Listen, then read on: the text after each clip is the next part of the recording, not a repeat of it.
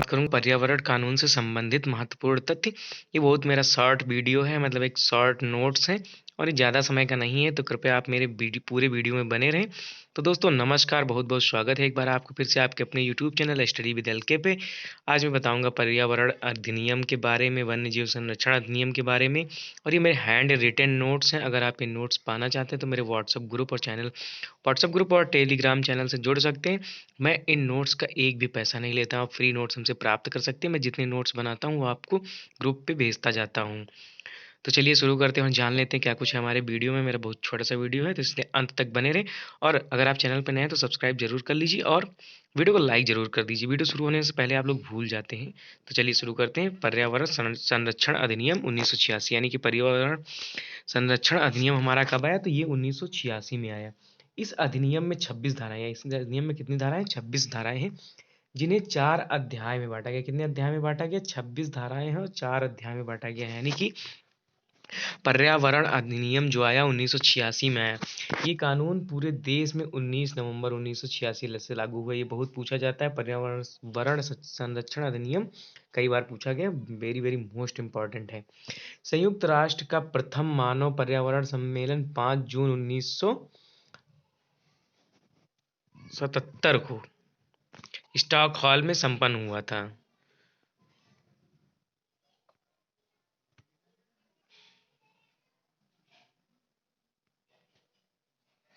Sorry दोस्तों, ये जो यहाँ पे गलती हो गई।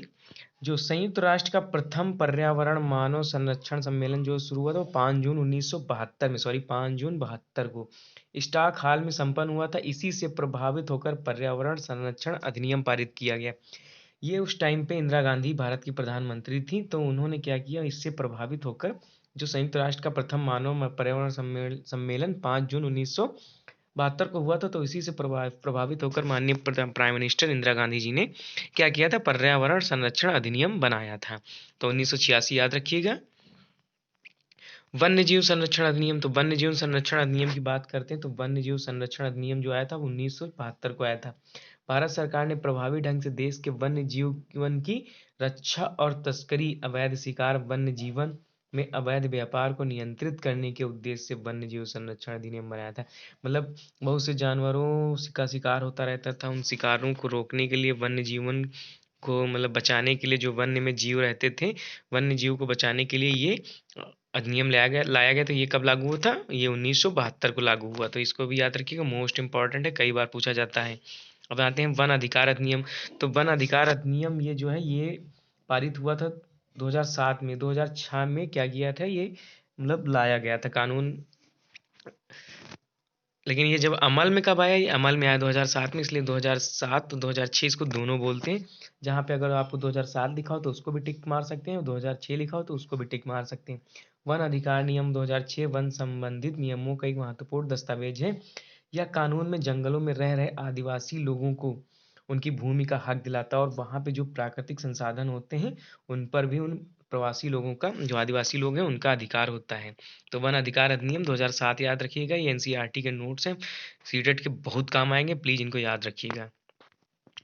अब बात करते हैं कि यह पारित कब हुआ। तो ये 28 दिसंबर 2006 को पारित हुआ। पारित कब हुआ? 28 दिसंबर 2006 को। और लागू कब हुआ? लागू हुआ 31 दिसंबर 2007 को। इसलिए पारित हुआ 28 दिसंबर 2006 को और लागू हुआ 31 दिसंबर 2007 को। बात करते हैं चिपको आंदोलन की। तो चिपको आंदोलन बहुत फेमस आंदोलन है। इसमें क्या होता था कि पेड़ से लोग चिपक कर पेड़ों की रक्षा करते थे।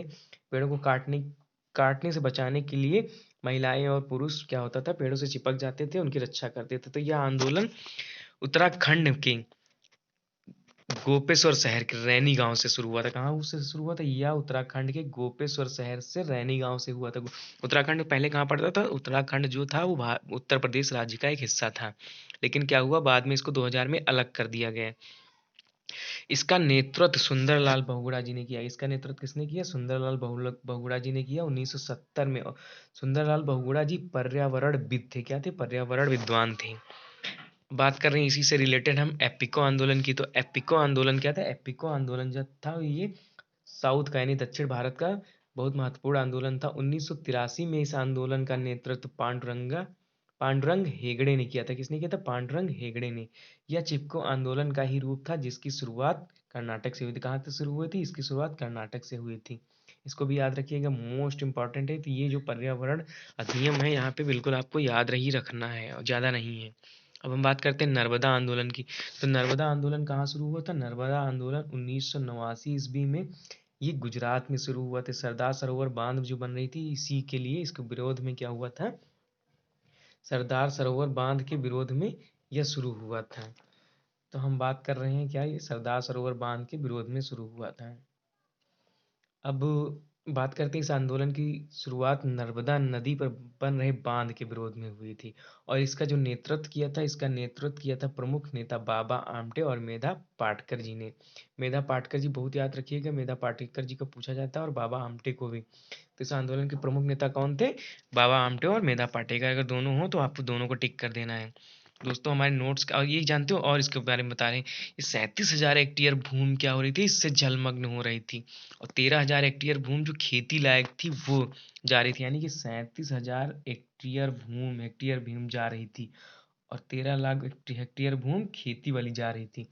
1 लाख लोग जा रहे थे, 1 लाख लोग बेघर हो रहे थे। किसको भाई अपनी जमीन छोड़नी है? और लगभग वहाँ की 58% आबादी, जो वहाँ की आबादी थी, वो 58% आबादी क्या हो रही थी? बेघर हो रही थी। इसी सब को देखकर बाबा आमटे और मेधा पाटेकर जी ने इसका विरोध शुरू किया था। तो दोस्तों अगर वीडियो अच्छा लग रहा हो तो प्लीज़ लाइक शेयर और कमेंट जरूर कीजिए। मिलते हैं नेक्स्ट वीडियो में, जल्दी मेरा वीडियो आ रहा है। तब तक के लिए जय हिंद, जय भारत।